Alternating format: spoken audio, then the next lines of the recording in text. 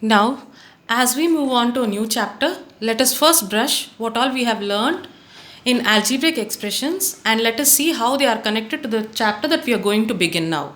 When you had started with algebraic expressions, you have learnt about constants, variables, and the definition of an algebraic expression. Let us go into all of them once again. What is a constant?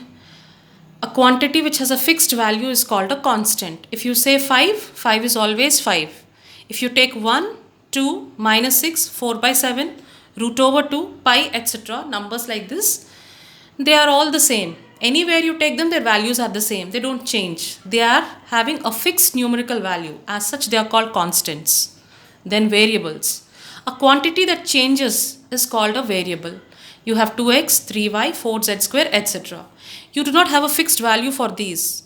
It depends upon the variable, the value that you assign to this variable.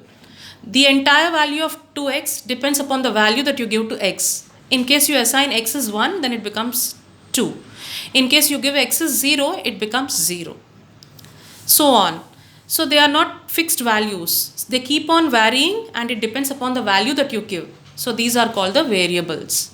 Now, the combination of these constants and variables connected by the fundamental operations plus, minus, multiplication and division is an algebraic expression.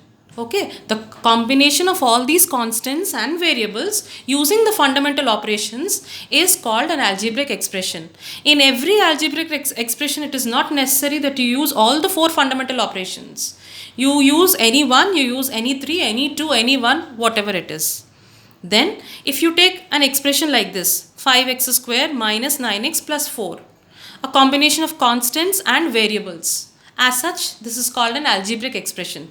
And how are they connected? They are connected with the fundamental operations minus and plus. Okay. Now, how many parts do you have here? You have three parts. This complete is one part, this is one part, and this is one part. These several parts which are connected by plus or minus are called the terms of an expression. If you see the second example, it is 3x square plus 4 by x plus 2. Is it an algebraic expression? Yes. A combination of constants and variables put together combined by any of the fundamental operations. So we have algebraic expressions and in every expression you have several parts which are called the terms. Now if you take this algebraic expression, now those expressions which are of the form a0 plus a1x plus a2x square plus etc. plus an minus 1 into x power n minus 1 plus a power n into x power n, where a0, a1, a2, a3, etc. till an minus 1 and an are real numbers. They should be real numbers.